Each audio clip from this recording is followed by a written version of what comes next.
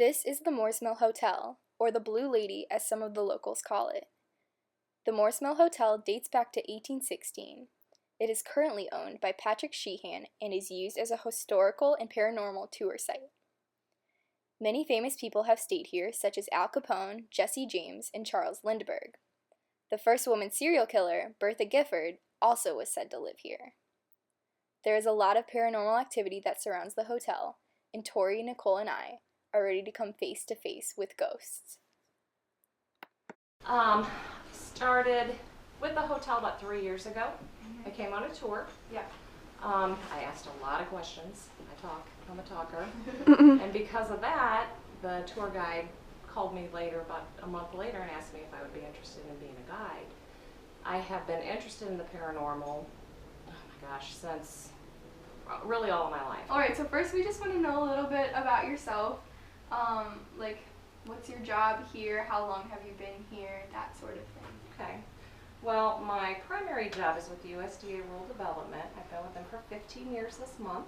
I really started getting into it and going on tours and investigations in the late 90s. Oh, wow. So, and my friend wanted to come here, and after reading about this place, I didn't want to come here. I was afraid to come here. Finally, we did. And on the tour, it was just my friend Leslie, myself, and the tour guide.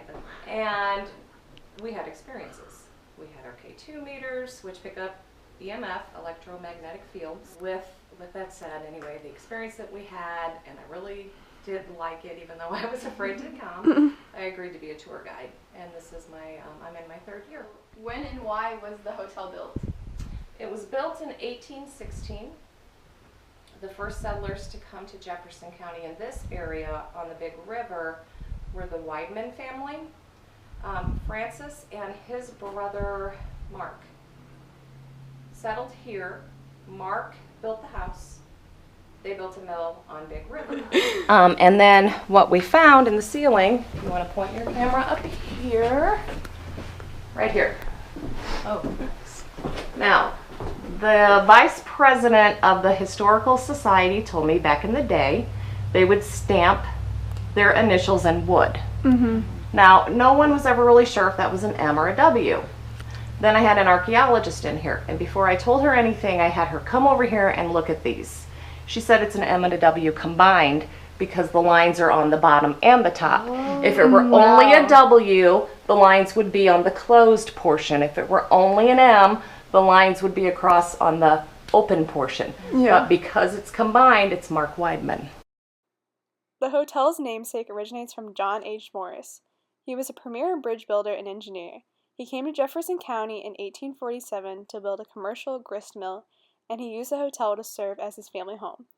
Later in his life, he became a Missouri senator. Did the founder fight in the Civil War? Yes, he did. And what side? We were always told that he was Confederate soldier. What can you tell us about the architectural style?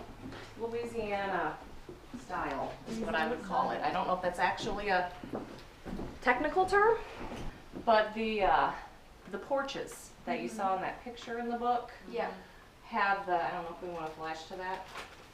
Sure. Had the two double-deck front porches that wrapped all the way around the side. Oh, yeah.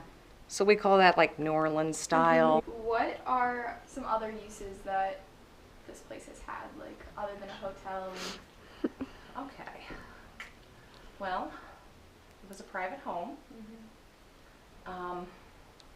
In the 80s, it was call it a halfway house.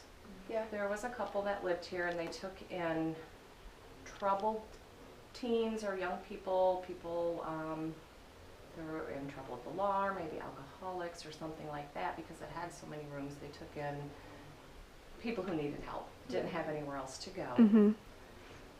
Also, it was post office. The post office was in the basement. This building that's out here in the yard, that was the general store in the post office that John Morse started. Oh, so that would have been, one back there? yeah, the one, no, the limestone. That was the general store in the post office.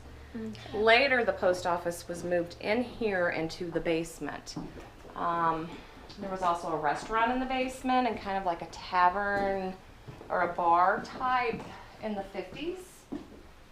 I recently talked to a gentleman, it was actually in December, who grew up in this area. He lives in California now. And he said this is where he learned how to play pinball. He said everything was in the basement. Restaurant, post office. Yeah, he said one section as soon as you walked in the door was the post office where you pick up your mail. And then there was a kitchen in the basement. It's no longer there. But he said there was a long counter down there. That was the bar. So yeah, you could pick up your mail and drink a beer. What else is like around here that dates back to Morse Mill Hotel in this time? Come over here. What's left of the mill, but we can't see it. But this little building across the street was the ice house. We don't own that building. The people across the way own it, but that was the ice house for the hotel. Wow. Okay. And I'm not sure who built it, if it was John Morse. Another element of the area that was around when the hotel was built is the mill on the Big River.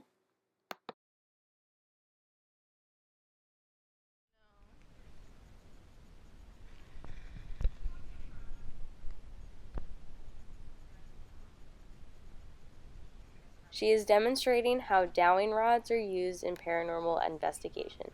They are made from 2 copper pipes with a wire going through them so it moves independently in your hand. They were originally used to find water, so energy from a current, or I guess spirits, can move them.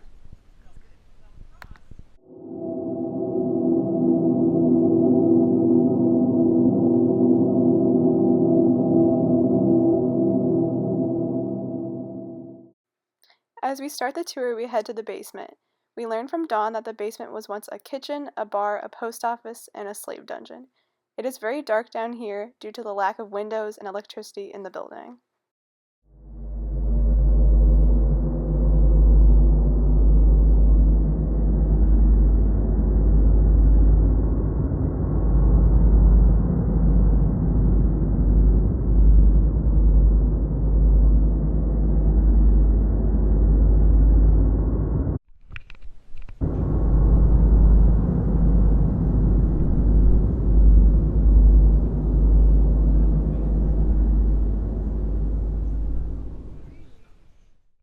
In the 2nd and 3rd floor, Dawn tells us there were 17 rooms at Morse Mill, and she outlines how the rooms were set up.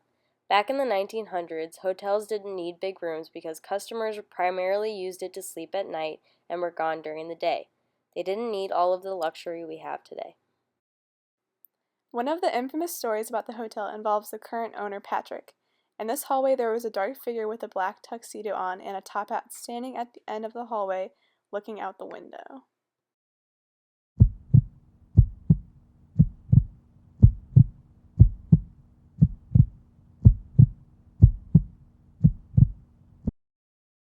The attic is home to a little girl ghost named Annabelle. She has been documented before with pictures and first-hand experiences. This is the one area we had the most amount of activity from, and we used the dowing rods for the first time. Another object we use to detect paranormal activity is with mag lights. These are flashlights that turn on and off by twisting them. Dawn twists the mag lights so they are barely off, and the slightest touch will turn them on.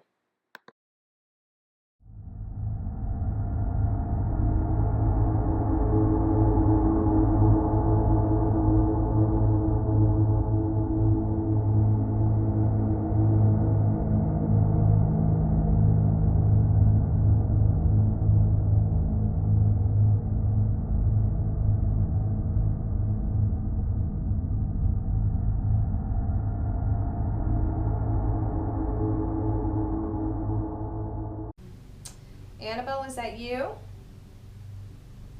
Cross the rods if that's you. And try something new now instead of the flashlight. Maybe you got tired of that. Warming up. They cross a little bit.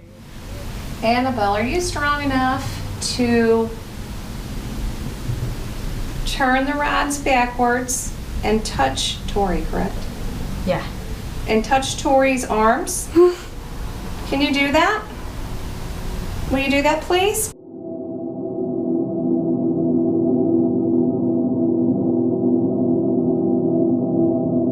It's like Good